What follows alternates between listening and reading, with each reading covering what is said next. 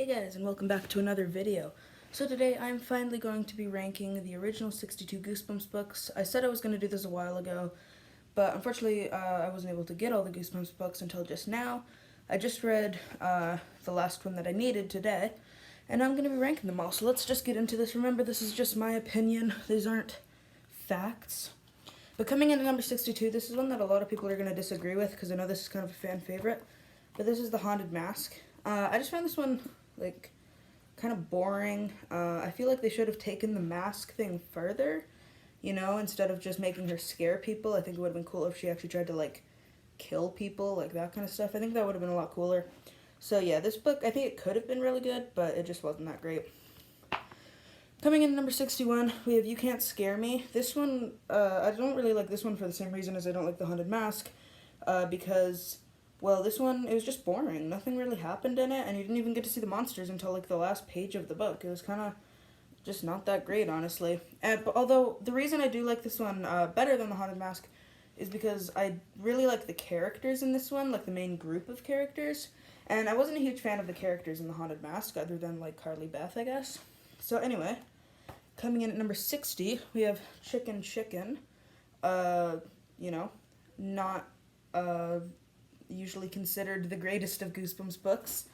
But yeah, this one, I don't know how to describe this one. It just felt awkward. I guess that's the only word I could really use to describe it. It was just such an awkward and kind of gross book. It was just weird, So I wasn't a big fan of this one. Coming in at number 59, this is another one people probably won't agree with. This is One Day at Horrorland. The reason why I wasn't a huge fan of this one was because, although I did like the characters and I thought it was pretty creative, well, it kept going, for example, with each ride, you kept thinking that something bad was going to happen, and then, oh, it was just a joke, it was just the park, it was just a theme park, nothing bad can really happen. So there was no tension or no actual risk of the main characters dying or anything like that, because it was just a park, nothing bad could really go happen. Did I say really go happen? Could really happen. Other than, the ending, the monsters you found out were real, which is obvious.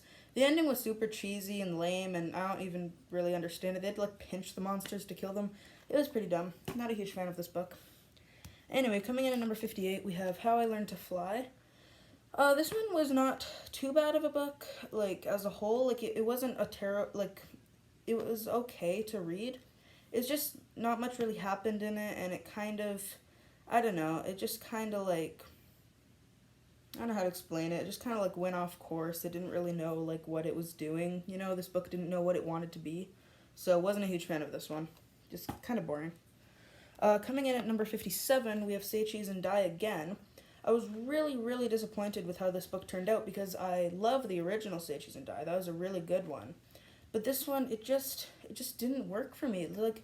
Bird and Michael were not even in the book at all, which really sucked. And there was nothing cool that the camera did. It just made one character fat and one character skinny. There was nothing scary about it, and it took everything from the original Say Cheese and Die, where it was oh, what's gonna happen next? What's the camera gonna do next? And then it just got rid of that, and it's a completely different book. And yeah, it just wasn't. It was just a very disappointing sequel. Coming in at number 56, we have Go Eat Worms. This one, okay, my kitten is biting the books. This is Storm.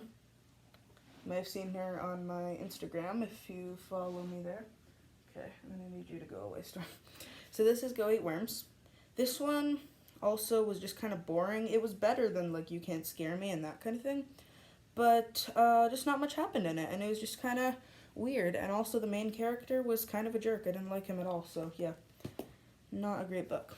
Coming in at number 55, this is The Haunted Mask 2. I thought this one was a little bit better than The Haunted Mask 1. I just thought it was just more enjoyable to read. It was less, kind of boring, and I preferred the way this one was written. So yeah, I like this one a bit better though, but it still wasn't amazing. Coming in number 54, we have Why I'm Afraid of Bees. This book I was kind of disappointed with because I thought they could have done a lot of cool stuff with this book that they just kind of didn't. But I think this book had a lot of potential. but it didn't go as far as I thought it would. I thought, like, because the idea of the main character turning into a bee, that's very original and very cool, but it just didn't take it very far. He just kind of flew around town and didn't do anything. It just kind of boring as well. So, oh my god, my kitten keeps trying to attack my books right now. Alright, stop. Can you maybe stop? Coming in at number 53, I believe. This is The Horror at Camp Jelly Jam. This is a very controversial book because a lot of people love it, a lot of people hate it. I didn't hate it or anything, I just didn't love it. It's definitely my least favorite of the, like, camp Goosebumps books, because I think there are 4 of those in total, 4 or 5. This was definitely my least favorite of them all, because this one, it just felt very slow-paced. It felt like nothing was really happening. Kind of cheesy, like the ending. Although I do think it is cool that that in this book it was kind of like a cult kind of theme. I thought that was kind of cool, and I think they could have done more with that. I think it would have been a really good premise for a really creepy book, but sadly they just it was just kind of weird. Coming in number 52, we have Let's Get Invisible. Again, this is one where the concept is really awesome, but they just didn't do much with it, and it just was kind of boring and kind of repetitive. It was just the kids using the mirror over and over again, and nothing really happened. I think it would have been a lot cooler if, something else happened, and I think it would have been cooler if they introduced the evil reflections earlier, maybe. Maybe kind of made it so the reflections, like, actually trapped them in the mirror for a really long time, and the reflections kind of took over their life, or that kind of thing. So, yeah, this one wasn't too great. I did like the plot twist ending, though. That was kind of cool. But, yeah, this one was just kind of boring. So coming in at number 51, I think, this is Beware the Snowman. This is also book number 51 as well. This one wasn't too bad. It was, like, kind of an interesting concept, kind of a cool idea, but again, as with all these other books, it was just slow-paced and kind of boring. The ending was okay, but I think that, like, monster thing, I think it would have been cooler if the monster was, like, unleashed for a while longer, because, like, at the end, it just unleashed the monster, and then they just killed it within, like, 30 seconds. So, I think it would have been cooler if they had that monster as a, bigger character, as, like, kind of the main villain throughout the whole book. So, yeah, a little bit boring. I think it took way too long for the characters to discover what the snowmen did, I think it would have been a lot cooler if they discovered that earlier, and then the book was kind of, trying to figure out what to do about it, like that kind of thing. So yeah, just pretty slow-paced, not that great. Coming in number 50, we have Monster Blood 3. I love the Monster Blood series. It's a really, really good series, but Monster Blood 3 was just kind of boring, and just not much happened. Just really slow-paced, and just not that great. It was definitely my least favorite of the Monster Blood books, for sure. Coming in at number 49, Stay Out of the Basement. This book, I really like the ending of this book, and, the characters aren't too bad, and it's an interesting concept, but just a bit too slow-paced for me. It was just kind of repetitive, just them going to the basement, coming back up, going to the basement, coming back up, nothing really happening until the ending, so, yeah. But I really love the ending of this book, so that's why it's, a little bit higher, or lower, whichever way you want to consider it, at a better spot. Coming in at number 48, Vampire Breath. This one was a pretty cool idea. I'm usually not big on, like, vampire kind of, like, stories, but this one was kind of cool, It had some interesting concepts in it, but, as with all these other books that I've said so far, just a bit too slow-paced, but this one, it definitely wasn't too bad. I liked the characters in it a lot, so yeah, I enjoyed it, but it was just a bit too slow-paced. Coming in number 47, we have Bad Hair Day. This was a pretty cool book. It had interesting concepts.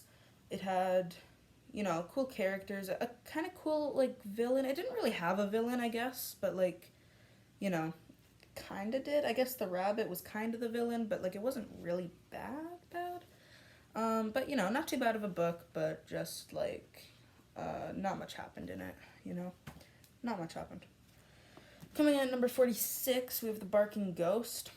I think this is a cool idea, but I think that this book was kind of almost trying to be The Werewolf of Fever Swamp, but wasn't, if that makes any sense. Like, it was like a very similar book to The Werewolf of Fever Swamp, but it was almost just like a worse version of The Werewolf of Fever Swamp. So I wasn't too big a fan on this one.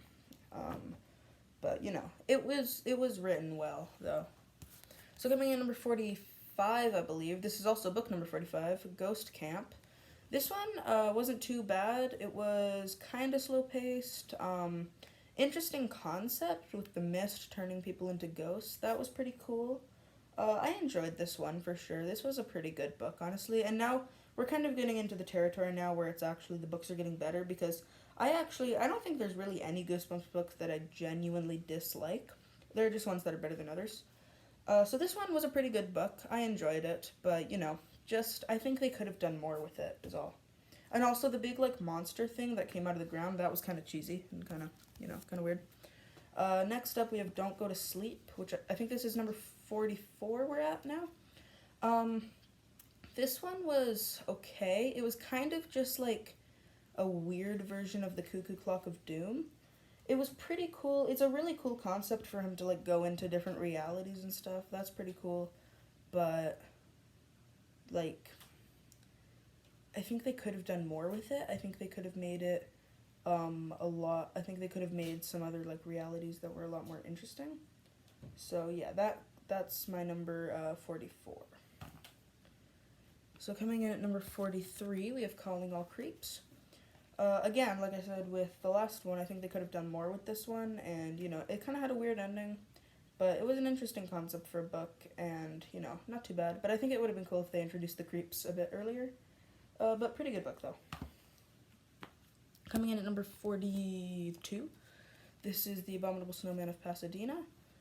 This book was like pretty good as far as the main book goes, but this book felt like unfinished because the book literally just ends with the Abominable Snowman just running around Pasadena, like destroying everything and killing everyone. Like that doesn't seem like a very good ending to me. I think this book either needed to be longer or had a sequel, because it just wasn't finished. That's the thing, it just wasn't finished. But it had good characters and a pretty cool story though. So that's why it's at a fairly decent place, about right in the middle kind of thing. Coming in number 41, this is Be Careful What You Wish For. Once again, like I said with a bunch of other of these books, I think it just, like, there could have been more that happened. I think the wishes could have been a lot more wild than they actually were in the book. But, you know, pretty decent book, cool concept for a book. I enjoyed it, though. It was a pretty cool thing. And I think it is pretty creative, for sure.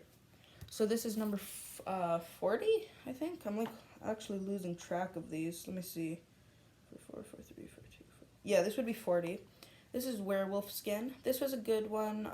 Definitely not as good as The Werewolf of Fever Swamp or anything like that. But really good, cool little, like, plot twist kind of thing.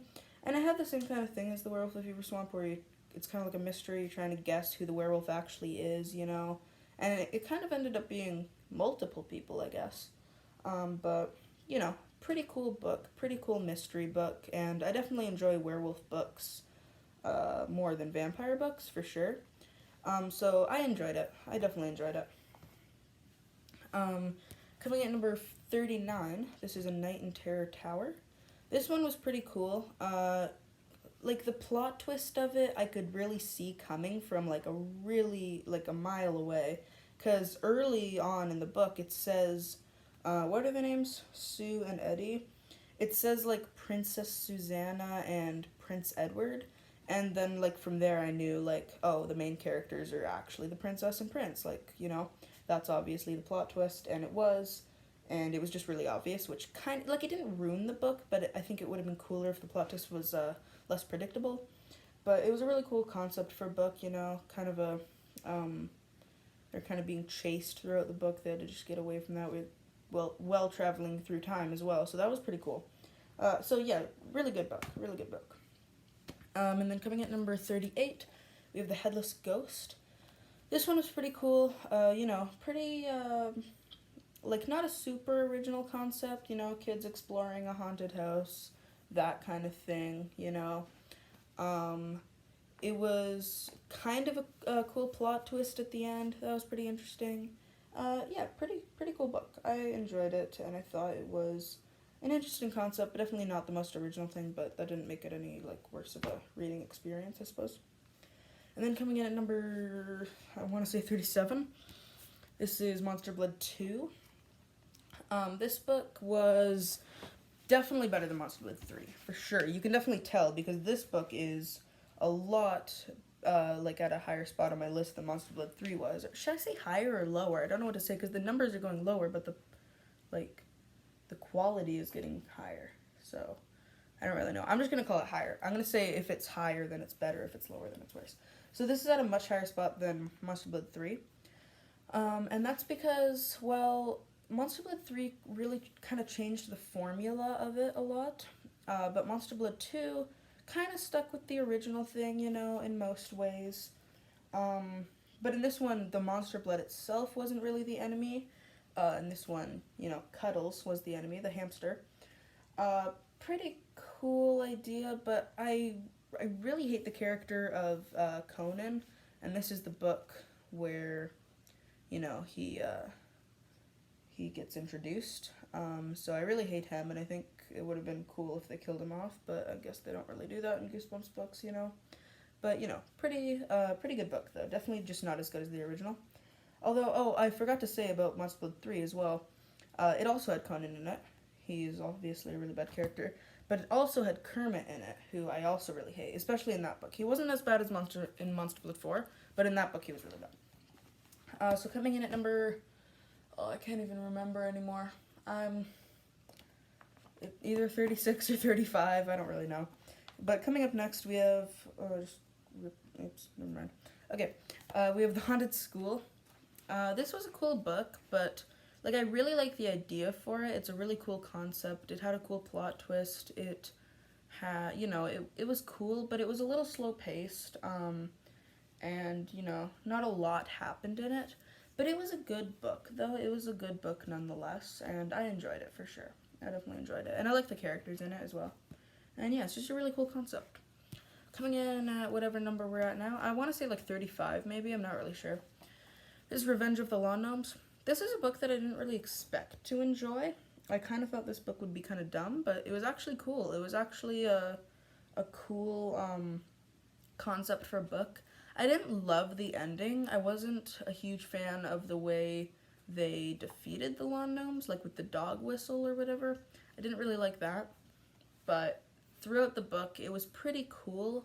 I mean, obviously, it wasn't a plot twist at all that the gnomes were alive or anything like that. Because, you know, they'd been doing bad stuff throughout the book, and it's like, you know, they're trying to figure out who did it. Like, obviously, the whole time you kind of knew it was the lawn gnomes, which kind of made it a little bit worse, but... It was a good book, though. I enjoyed it, and I didn't really expect to enjoy it. So, up next, we have The Cuckoo Clock of Doom. This was a cool book. You know, it was a really cool concept for a book. I also love the cover of it. Really cool cover. I love that angle of it.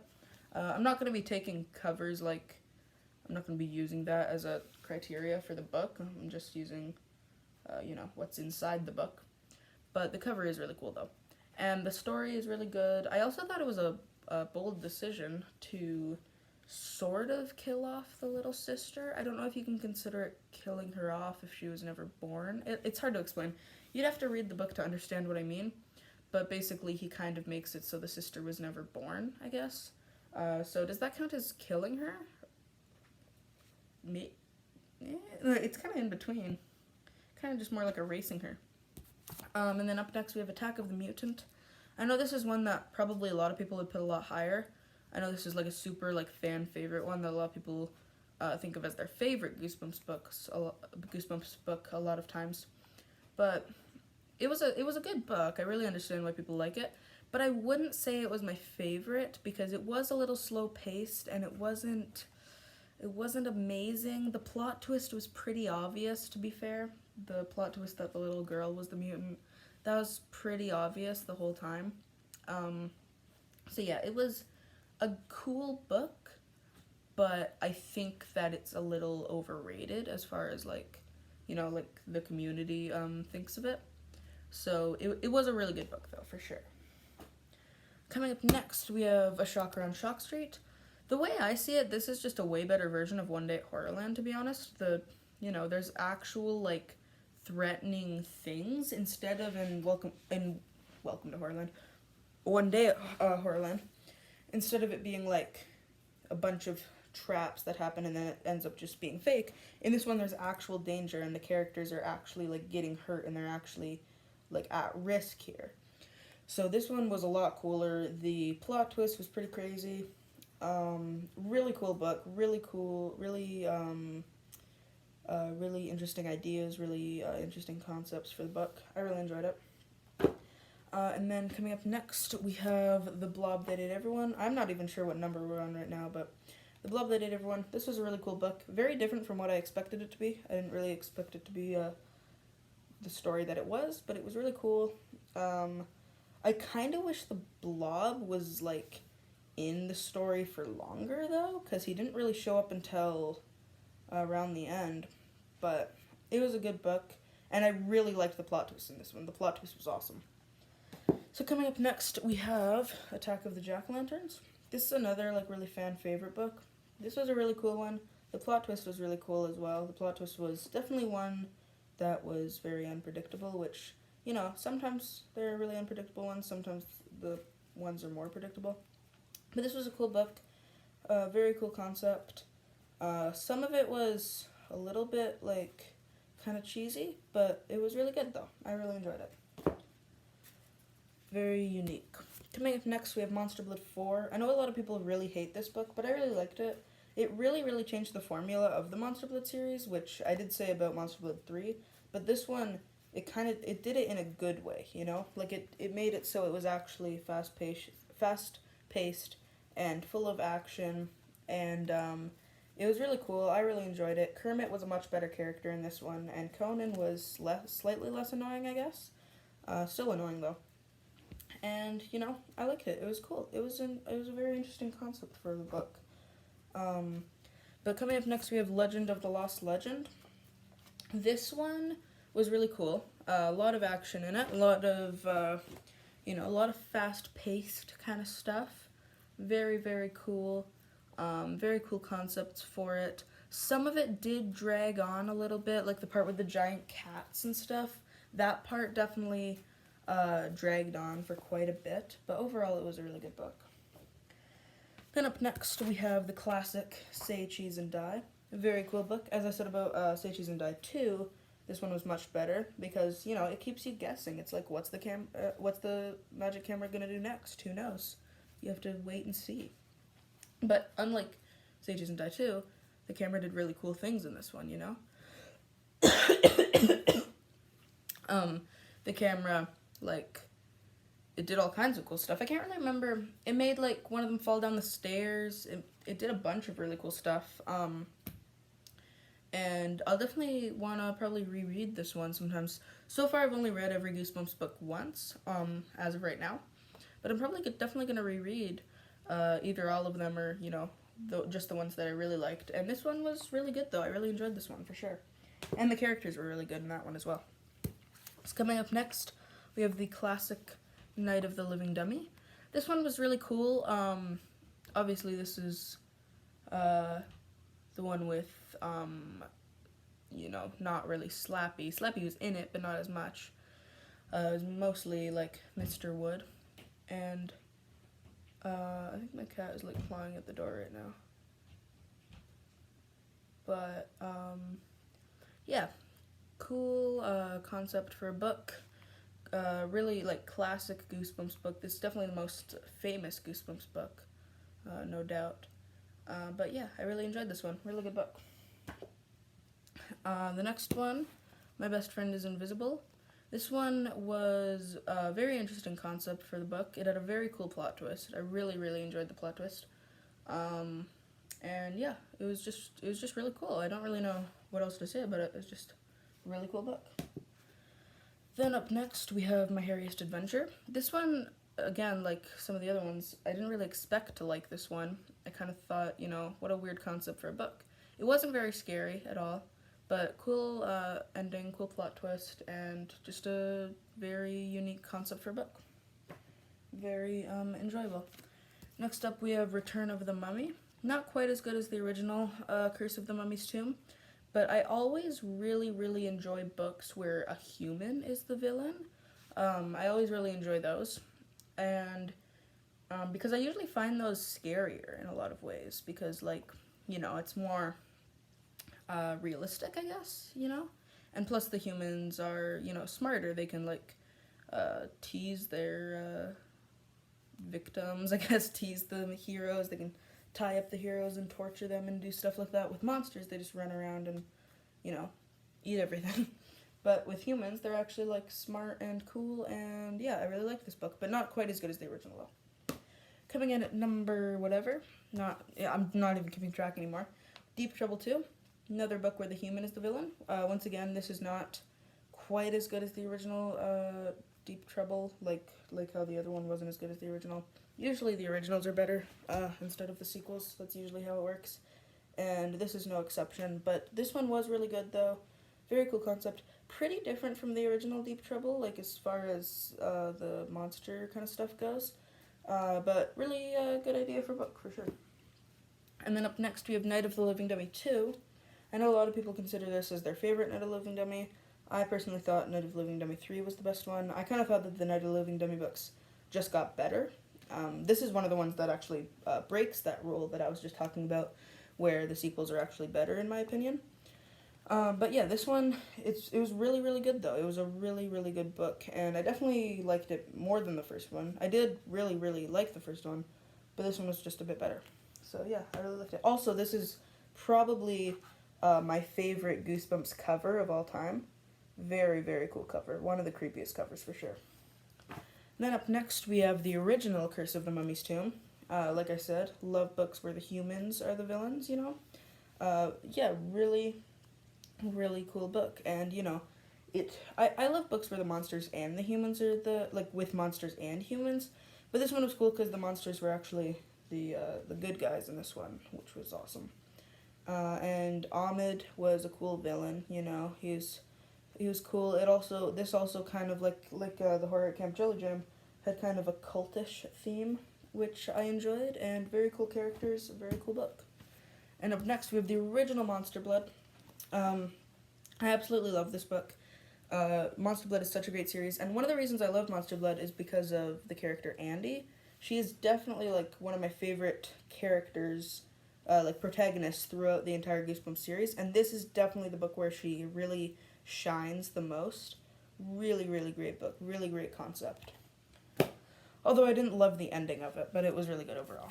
Up next we have How to Kill a Monster. Again, this is one that I didn't really expect to enjoy. Very different from what I expected, but very, very good book. I love how the monster kept dying and then coming back and, just dying and dying again. Very, very, very good book and very action-packed. Absolutely loved it. Up next, we have Egg Monsters from Mars, and once again, one that I didn't really expect to enjoy. This is a very weird concept for a book, but this is also one where the human is the villain, and this book was actually, really creepy at a lot of times, which you wouldn't really think about a book called Egg Monsters from Mars, you wouldn't think of that as a scary book, but it actually was really, really good, and actually had some creepy themes in it, such as a kidnapper. Up next, we have Phantom of the Auditorium. I really like this one because this one also reminds me of The Werewolf of Fever Swamp, where you're kind of guessing throughout the whole book. It's like a mystery. You're guessing the entire time who the Phantom is, just like in The Werewolf of Fever Swamp and Werewolf Skin, where you're guessing who the werewolf is. But this one was done really well, although it was kind of obvious who the Phantom really was going to be. But, it kind of played with you the entire time. It plays with the reader, kind of makes them think one thing and then changes it and does another thing. But yeah, really, really cool, really good book, and a cool kind of parody book of Phantom of the Opera. Very cool book. And then we have Night of the Living Dummy 3, my favorite of the Night of the Living Dummy books. This one was super cool. I do wish that they incorporated all of the dummies a bit more, though, if there was a big dummy army that all attacked the family. I think that would have been really cool. But, this was a cool way of ending the series. Although I do kind of wish it ended the series with killing Slappy, because Slappy was obviously still alive at the end. Although I guess if they did that, they wouldn't have been able to make all those spin-off books in the other series. But yeah, this was a really, really good book and a really good finish to a really good series. And a very iconic series. Next up, we have The Scarecrow Walks at Midnight. This one was really creepy, actually. I really liked this one. Scarecrows have never really scared me, but I've noticed that a lot of times in, like, movies and books and stuff, the, like, alive scarecrow thing is actually, like, done really well and really creepy. And this is definitely no exception to that. This is a very, very good book, and I really, really enjoyed it. And then up next, we have Piano Lessons Can Be Murder. This is another really good one. This is one that I think a lot of people really disliked, or, you know, like, maybe would put in the middle, that kind of thing. But I really liked this one. It was creepy, especially that part with the ghost playing the piano in his house. That was really creepy for sure. But, you know, the piano school was also cool, and it was, it was pretty action-packed book for the most part. It relied a lot more on creepiness than scariness, if that makes any sense at all. You know, instead of, like, a monster chasing you down, like, just chasing you, like, that kind of thing. It relied more on the creepy elements, like, you know, where the music plays in the middle of the night and that kind of thing. So I really enjoyed it, though. Very creepy. Then up next, we have The Ghost Next Door. This is a very, very good story. I really like this one. I always found this one, like, really sad, for some reason. But, you know, very cool, kind of, like, plot twist kind of thing. The plot twist was, you know, kind of obvious. But it was a really, really, really good book and a really good story. Then up next, we have How I Got My Shrunken Head. Again, this is one that I did not expect to enjoy whatsoever, but it was super action-packed. It was, it had cool characters, cool villains, you know, kind of plot twist-ish villains, and it was just a really awesome book. I always loved this one. But the jungle magic thing was kind of cheesy, though, but other than that, it was really good. Then up next, we have Deep Trouble, the original one. Like I said, I always love characters, or I always love books where the humans are villains. This one also had a plot twist villain as well, which was really cool. And just a very good idea for a book. Very good idea for a villain as well. Really, really like the villain in this one. Then we have one that I know a lot of people really don't like, but I always love this one. This is Ghost Beach. I really love the story for this one. It's really creepy, kind of sad, really cool. Just a cool concept in general, you know? It's just, it's really cool. I really, really enjoyed this one, and it was a pretty unique take on the, you know, ghost story kind of thing. Very different from the normal ghost story books and movies and that kind of thing. So, yeah, very good.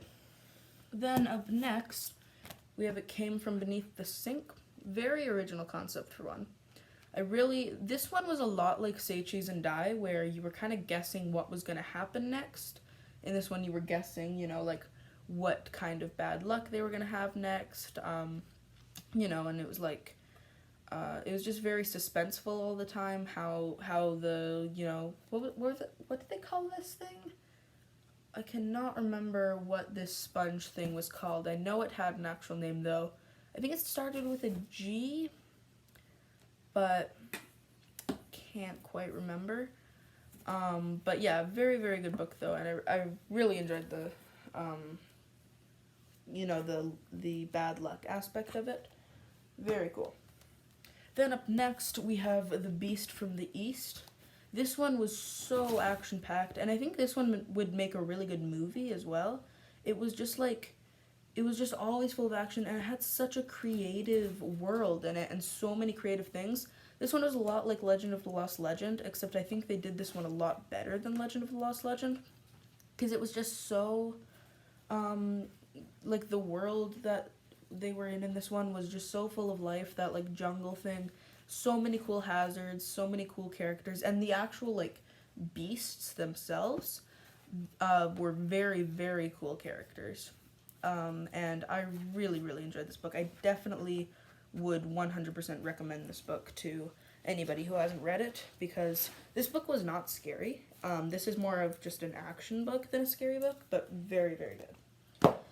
Then up next we have The Werewolf of Fever Swamp. This one like I said, it has the mystery aspect of, you know, who is the werewolf really. I did kind of suspect that it was Will the entire time because, you know, it being the hermit and it being Wolf, obviously, uh, that was just kind of obvious. So it was a little bit obvious, at least to me, who the werewolf was, but it didn't like make that obvious in the book, if you know what I mean. Like it didn't make Will seem too mysterious or anything like that. Like it didn't like shove it down your throat that Will was obviously the werewolf, but then like it still made it seem like it was still a mystery kind of thing, if that makes any sense. So it was a very, very, very good book. I really like this one, and I really recommend this one. Then up next, we have Welcome to Camp Nightmare. I really enjoyed this one. The plot twist at the end was really cool, and like this was probably one of the most unexpected plot twists like throughout the entire series. Probably the most unexpected plot twist in my opinion. It was just super cool. It was just like again, it had the same kind of feeling of Say Cheese and Die and that kind of thing because it was like, you know, what's gonna happen next? Who's gonna go missing next? That kind of thing. Just a very cool book with very cool characters as well. Then up next, we have another camp one, Curse of Camp Cold Lake. This one is super creepy, actually. This one is like genuinely scary. Just like really, really good book. Really, really creepy book. And you know, this one was a lot more, or a lot less kid friendly than the other ones, you know? A lot more of a like real like horror book instead of, you know, like a kind of kid horror book. But yeah, very creepy for sure, and a very good story. And then at number 3, we have I Live in Your Basement. This one was like super crazy, dude, honestly. It was like this is so not a kid's book. It has children puking their guts out, a doctor pulling on someone's tongue and their tongue is like infinite so it keeps like coming out. Somebody's head getting smashed, somebody literally being strangled by guts. And I love the plot twist in this one for sure. And this whole book, it just feels like I don't even know how to describe it. It feels like a lucid dream or like something like that, or like some kind of like acid trip. I don't know. Because it's like he's just going from reality to reality, dream to dream. You don't know what's real, you don't know what's a dream. The plot twist was insane. Just really, really awesome. This was actually also one of the most unexpected plot twists for sure, next to Camp Nightmare. I'm not really sure which one was more unexpected, but this book was amazing, dude. I would highly recommend this book for sure. Alright, coming in at number 2, Welcome to Dead House, the very first Goosebumps book ever written. Also the very first Goosebumps book I ever read. Super creepy, super great story, super cool take on the zombie apocalypse kind of thing. Although this was definitely one of the original takes on the zombie apocalypse, as this came out before like The Walking Dead and that kind of stuff. But super great story, super great characters, very well written, pretty scary, pretty creepy. I really, really love this one. And then coming at the number 1 spot for my favorite Goosebumps book of all time, The Girl Who Cried Monster. I love this book. And like I said about the human and monster kind of thing, this one has the best of both worlds because the villain in this one is a human and a monster. So, you know, it works. And this one, it's the perfect amount of like scariness and, you know, like that kind of thing, because it has action scenes where the monster's chasing them and it's like super intense, but it also has really creepy scenes where she's sneaking around and hoping that the monster doesn't see her. It has some like gross out kind of thing, but it never takes it too far to the point where it gets annoying. And it's such a cool concept because she finds out that he's a monster like right away. Like by like chapter 5, she already knows he's a monster. So then it's the entire book, she's trying to prove that he's a monster. And it's such an amazing concept for a book. I absolutely love this book. So yeah, guys, that is my ranking of the original 62 Goosebumps books. I didn't realize this video was going to be that long. It's like 40 minutes now. But that is okay. That's fine by me. So hopefully you guys enjoyed this video, and I will see you in the next one. Bye!